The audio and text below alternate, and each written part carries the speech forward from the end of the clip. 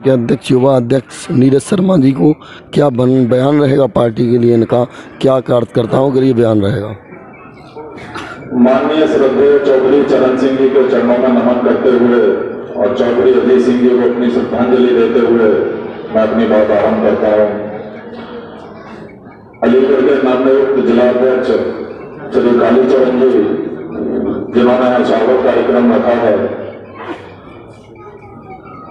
वो सभी लोग मंच पे बैठे मेरे सम्मानित मंचासीन पदाधिकारी हैं और सामने बैठे मेरी अति सम्मानित सरकारी साथियों,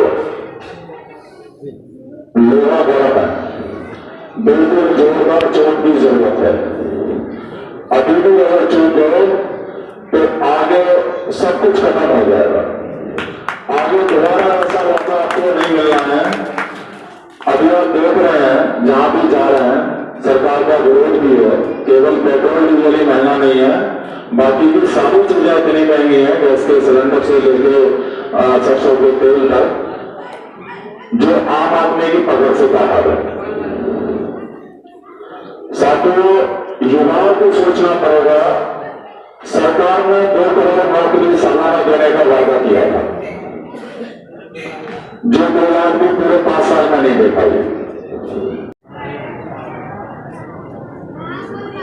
आज के और आप देख सकते हैं कि पूर्व प्रत्याशी राष्ट्रीय लोकदल की सुलेखा सिंह वर्तमान जिला पंचायत सदस्य हैं। उन्होंने भी राष्ट्रीय लोकदल की मंच को संबोधित किया।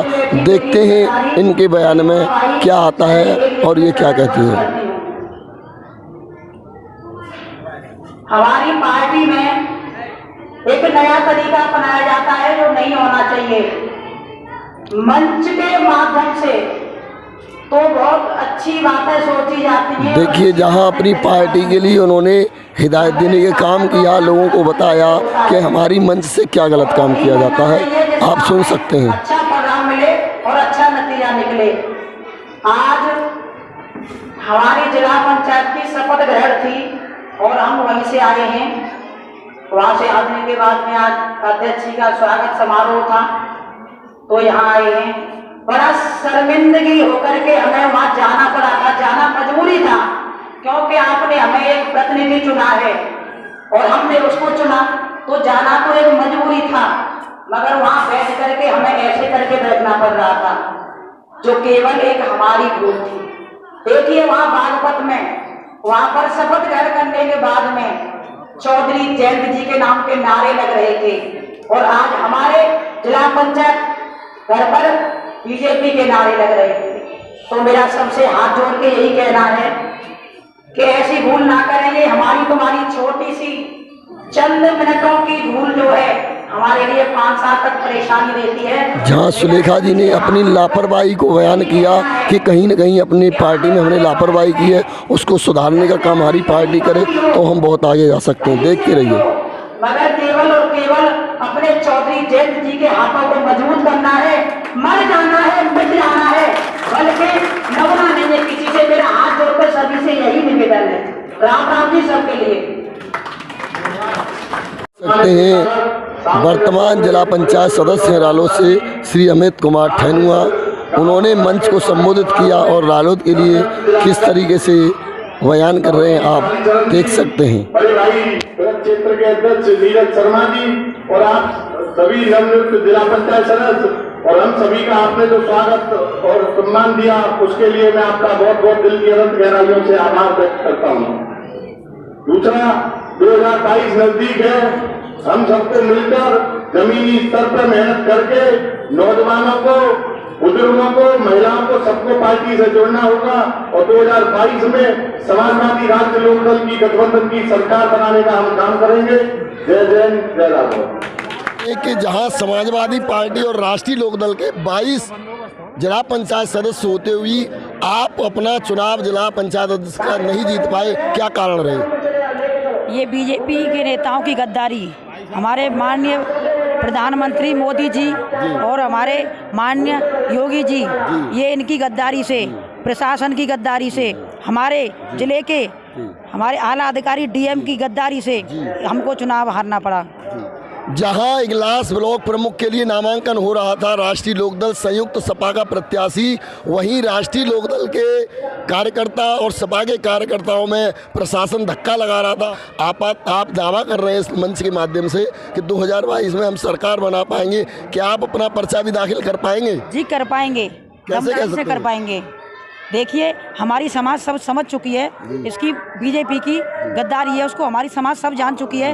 इन्होंने हमारी समाज के साथ झूठ बोल के धोखाधड़ी किया है, मगर हमारी समाज काफ़ी आगे हो गई है और जान चुकी है इनके जो नेता हैं ये झूठे हैं, दरिंदे हैं, गुंडे। और हम चैलेंज के साथ कहेंगे कि हम आगे आने वाले 22 के चुनाव में बीजेपी को हराएंगे और अपनी सरकार बनाएंगे। चंद 4 दिनों में क्या आपके कार्यकर्ताओं में रोष आ गया? क्या कार्यकर्ता बदल गए आपके, जो कि इतना बदलाव हो गया? अभी 4 दिन पहले आपके कार्यकर्ता कुछ नहीं कर पाए। जी वो धोखे से हमारे कार्यकर्ता पहले भी सही करते थे और आगे भी सही करेंगे और अब भी सही किया है।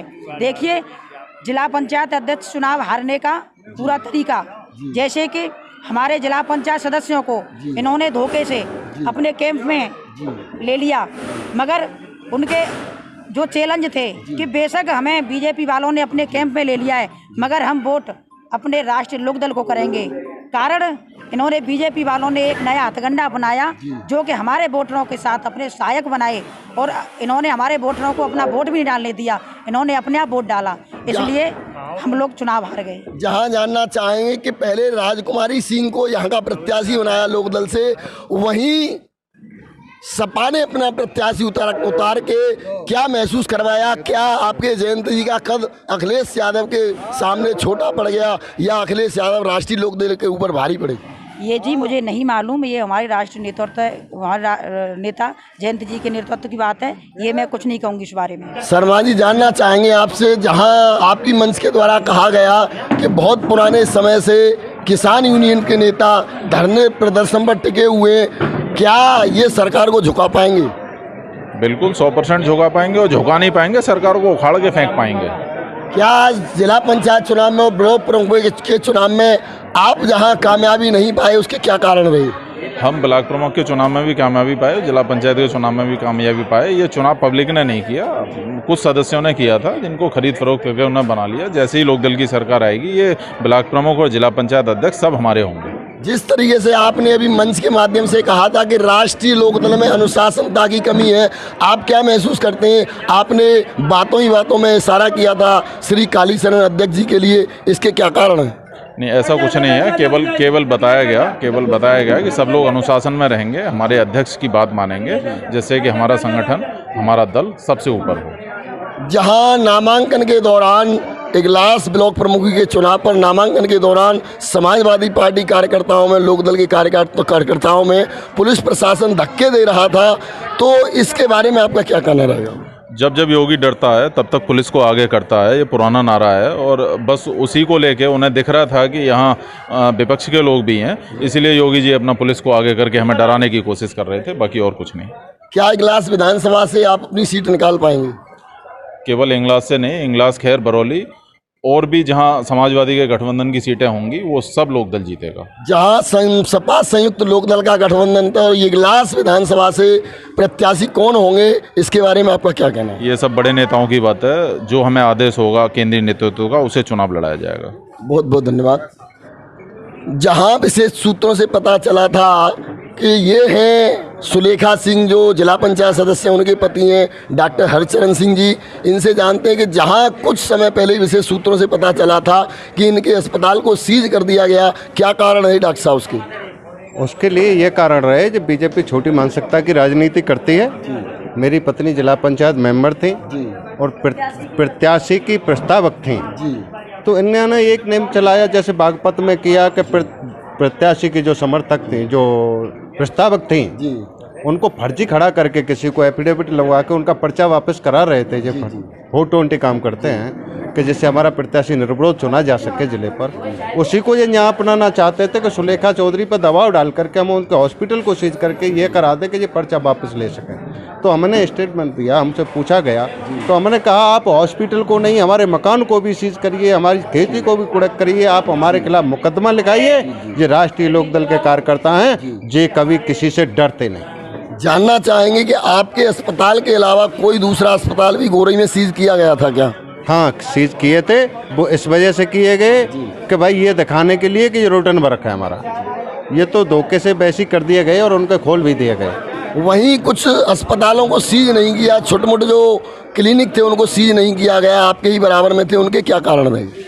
उनको सीज करने का इरादा नहीं था, वो तो केवल सुलेखा चौधरी को ही प्रेशर में लेना था, उनका मेन उद्देश्य था। उनको कोई सीज नहीं हुआ, उनके शटर डाल करके फॉर्मेलिटी पूरी की गई। उनका मेन उद्देश्य था कि सुलेखा चौधरी को डराया जाए, धमकाया जाए, जिससे कि वो डर के हमारे खेमा में आ जाए। मगर उनकी जो छोटी सोच थी, वो जानते नहीं सुलेखा चौधरी के बारे में। हम मिट सकते हैं मगर झुक सकते नहीं, हम राष्ट्रीय लोकदल के वर्कर हैं, हम कभी किसी से डरते नहीं। जिस तरीके से विधानसभा चुनाव में, पिछले चुनाव में आपकी सुलेखा सिंह को यहाँ से लोकदल का प्रत्याशी बनाया गया, आप इसके बारे में आपके विधानसभा चुनाव में आपकी क्या तैयारी है? देखिए, जो हमारे राष्ट्रीय नेतृत्व का निर्णय है, चौधरी साहब यदि मुझ पर विश्वास करते हैं, मेरी पत्नी पर विश्वास करते हैं, हमको टिकट देंगे तो हम लड़ेंगे, और चौधरी साहब और भी किसी को टिकट दे के भेजते हैं तो हम उसको लड़ाएंगे। जहाँ तक मेरा सवाल है कि हमारी विधानसभा 77 इजलास जो है वो एससी कोटे में जाती है और आप चौधरी हैं, तो इसके बारे में आप क्या कहेंगे? देखिए, चौधरी वो एससी कोटे में तो जाती हैं। मेरी पत्नी हैं जो राष्ट्रीय लोकदल से पहले भी प्रत्याशी रही हैं, वो एससी से बिलोंग करती हैं। उसके बावजूद पूरा समाज हमारे साथ है, जनबल हमारे साथ है। मगर जो बीजेपी का जो भ्रष्टाचार चल रहा है, इन्होंने चंद लोगों पर अपना पावर का दुरुपयोग करके उन्हें जो पद हड़प लिए हैं। बाकी जनता जनार्दन आज राष्ट्रीय लोकदल के साथ खड़ी है। आप इलेक्शन करा लीजिए, जो जनता का इलेक्शन होता है तो राष्ट्रीय लोकदल भारी मतों से जीतेगा। 2022 में किसकी सरकार बनेगी, आपका क्या मानना है? गठबंधन की सरकार बनेगी, राष्ट्रीय लोकदल और सपा की गवर्नमेंट बनेगी, इसे कोई रोकने वाला नहीं है। बहुत बहुत धन्यवाद, बनी रही हमारे साथ। नमस्कार।